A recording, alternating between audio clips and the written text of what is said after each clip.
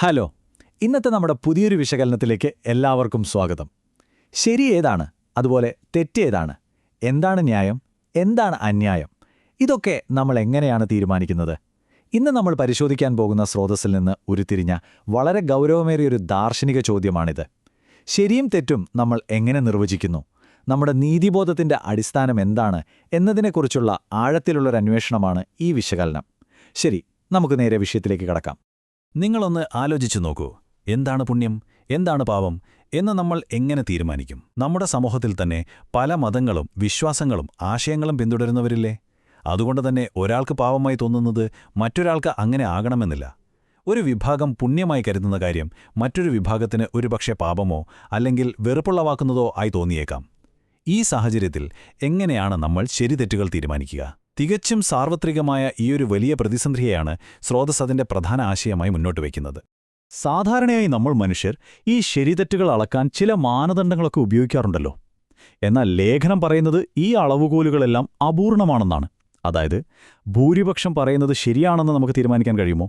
അതോ നമ്മുടെ വ്യക്തിപരമായ മനസാക്ഷി പറയുന്നതാണ് ശരി, ഇനി പൂർവികർ ചെയ്തതാണ് ശരിയെന്ന് ചിലർ പറയും. ഭരണാധികാരികളും രാഷ്ട്രീയക്കാരും പറയുന്നതാണോ ശരി, രാജാവ് ചെയ്യുന്നത് എപ്പോഴും ശരിയാണ് എന്നൊരു ചൊല്ലു തന്നെയുണ്ടല്ലോ. അതോ മതനേതാക്കളും ഗുരുക്കന്മാരും പറയുന്നതാണോ?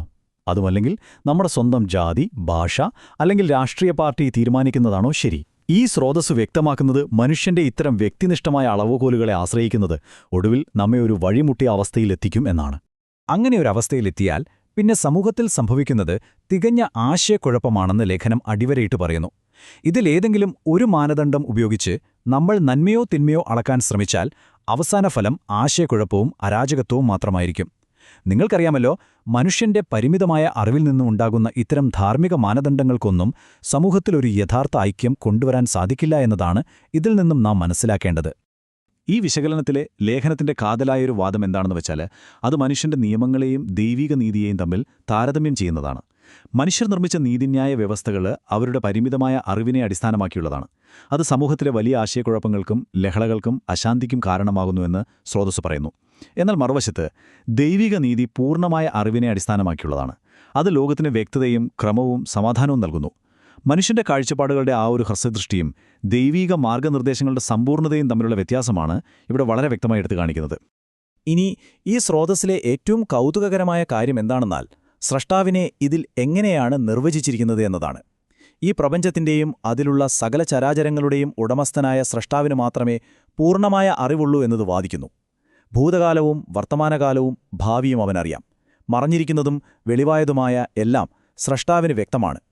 അതുകൊണ്ടുതന്നെ മനുഷ്യർക്കും മറ്റു ജീവജാലങ്ങൾക്കും യഥാർത്ഥത്തിൽ ഗുണകരമായതെന്താണെന്നും ദോഷകരമായതെന്താണെന്നും തീരുമാനിക്കാനുള്ള ആ ഒരു പൂർണ്ണമായ അധികാരം സ്രഷ്ടാവിന് മാത്രമേ ഉള്ളൂ എന്ന് സ്രോതസ്സ് വിശദീകരിക്കുന്നു. ഈ വിഷയവുമായി ബന്ധപ്പെട്ട് ലേഖനത്തിൽ ഉൾപ്പെടുത്തിയിരിക്കുന്ന അടിസ്ഥാനപരമായൊരു ഉദ്ധരണി നമുക്കൊന്ന് ശ്രദ്ധിക്കാം. ഖുറാനിലെ 62-ാം അധ്യായം 2-ാം വാക്യമാണിത്. നിങ്ങളിൽ ആരാണ് ഏറ്റവും നല്ല കർമ്മങ്ങൾ പ്രവർത്തിക്കുന്നതെന്ന് പരീക്ഷിക്കുന്നതിനായി മരണത്തെയും ജീവിതത്തെയും സൃഷ്ടിച്ചവനാണവൻ. അവൻ പ്രതാപിയും ഏറെ പൊറുക്കുന്നവനുമാകുന്നു. വളരെ വലിയൊരു ദാർശനിക തലമാണ് ഈ വരികളിലൂടെ ഇവിടെ അവതരിപ്പിക്കപ്പെടുന്നത്. നമ്മുടെ ഈ ലോകത്തെ താൽക്കാലിക ജീവിതം എന്നത് വെറുമൊരു യാദൃശ്ചികതയല്ല, മറിച്ച് തികച്ചും ബോധപൂർവമായ ഒരു പരീക്ഷണഘട്ടമാണ് എന്നാണ് ലേഖനം ഈ ഉദ്ധരണിയിലൂടെ വിശദീകരിക്കുന്നത്. അതുകൊണ്ട് ഇതിലെ ഏറ്റവും പ്രധാനപ്പെട്ട കാര്യം ഇതാണ്: ജീവിതം എന്ന ഈ പരീക്ഷണത്തിൽ പാപമേതാണ് പുണ്യമേതാണ് എന്ന് അന്തിമമായി തീരുമാനിക്കാൻ ഭൂമിയിലെ ഒരു സ്ഥാപനത്തിനും അധികാരമില്ല. വ്യക്തികൾക്കോ ജനക്കൂട്ടങ്ങൾക്കോ കോടതികൾക്കോ നിയമസഭകൾക്കോ പാർലമെന്റുകൾക്കോ ആത്മീയ രാഷ്ട്രീയ നേതാക്കൾക്കോ അന്തിമമായ ശരിതെറ്റുകൾ നിർവചിക്കാൻ കഴിയില്ല എന്ന് സ്രോതസ്സ് ഉറപ്പിച്ചു പറയുന്നു. എന്തെന്നാൽ ഈ പരീക്ഷണത്തിന്റെ അന്തിമവിധി തീർക്കേണ്ടത് മനുഷ്യരല്ല എന്നതാണ് ഈ വാദത്തിന്റെ അടിസ്ഥാന യുക്തി. ഈ ആശയം എങ്ങനെയാണ് വികസിക്കുന്നതെന്ന് നമുക്കൊന്ന് നോക്കാം. മനുഷ്യന്റെ ഉത്തരവാദിത്തങ്ങളെക്കുറിച്ച് സ്രോതസ്സ് വ്യക്തമാക്കുന്നതനുസരിച്ച് ഇതിൽ പ്രധാനമായും 3 ഘട്ടങ്ങളാണുള്ളത്. ഒന്നാമതായി, ഭൂമിയിലെ ഈ താൽക്കാലിക ജീവിതം ഒരു പരീക്ഷണമാണ്. രണ്ടാമതായി, അന്തിമ വിധി ദിനം വരും. അന്ന് നാം എല്ലാവരും നമ്മുടെ കർമ്മങ്ങൾക്ക് സ്രഷ്ടാവിനോട് കണക്കു പറയേണ്ടി വരും. ആ കണക്കെടുപ്പിന്റെ അടിസ്ഥാനത്തിൽ മാത്രമായിരിക്കും മൂന്നാമത്തെ ഘട്ടമായ നമ്മുടെ അന്തിമ ലക്ഷ്യസ്ഥാനം, അതായത് സ്വർഗമോ നരകമോ തീരുമാനിക്കപ്പെടുന്നത്. ചുരുക്കത്തിൽ, സ്രഷ്ടാവ് മാത്രമാണ് ഇവിടെ അന്തിമ ന്യായാധിപൻ എന്ന് ഈ ഭാഗം നമ്മെ ഓർമ്മപ്പെടുത്തുന്നു. ലേഖനം നമ്മുടെ മുന്നിൽ വരച്ചു കാണിക്കുന്നത് തികച്ചും വിപരീതമായ ഫലങ്ങൾ നൽകുന്ന 2 വ്യത്യസ്ത പാതകളെക്കുറിച്ചാണ്. നമ്മൾ മനുഷ്യന്റെ സ്വന്തം താൽപ്പര്യങ്ങളെയും ആഗ്രഹങ്ങളെയും പിന്തുടർന്നാൽ അത് ഈ ലോകത്ത് കുഴപ്പങ്ങൾക്കും അശാന്തിക്കും കാരണമാകുമെന്ന് മാത്രമല്ല, മരണാനന്തര ജീവിതത്തിൽ അത് സ്രഷ്ടാവിന്റെ കോപത്തിനും കഠിനമായ ശിക്ഷയ്ക്കും വഴിവെക്കുകയും ചെയ്യും. എന്നാൽ നമ്മൾ സ്രഷ്ടാവിന്റെ മാർഗ്ഗനിർദ്ദേശങ്ങൾ പാലിച്ചാലോ, ഈ ലോകത്ത് നമുക്ക് സമാധാനം ലഭിക്കുകയും മരണാനന്തരം സ്വർഗം വലിയൊരു പ്രതിഫലമായി ലഭിക്കുകയും ചെയ്യും. ഈ രണ്ട് ചോയ്സുകളുടെയും ഗൗരവം ലേഖനം വളരെ വ്യക്തമായി തന്നെ നമ്മെ ബോധ്യപ്പെടുത്തുന്നുണ്ട്. അപ്പോൾ ഇതിനൊരു പരിഹാരം വേണ്ടേ?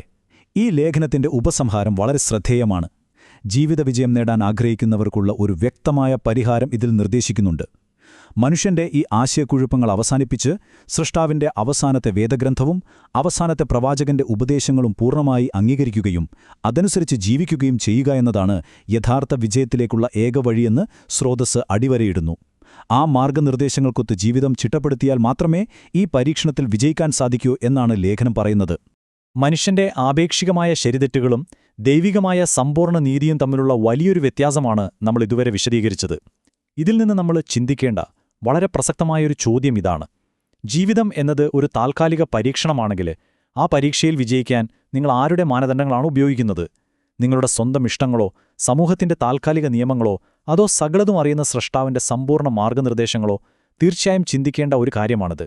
ഈയൊരു ചോദ്യം ബാക്കി വെച്ചുകൊണ്ട് ഇന്നത്തെ ഈ വിശകലനം നമുക്കിവിടെ അവസാനിപ്പിക്കാം. ഇതിൽ പങ്കുചേർന്ന എല്ലാവർക്കും നന്ദി. നമുക്ക് വീണ്ടും കാണാം.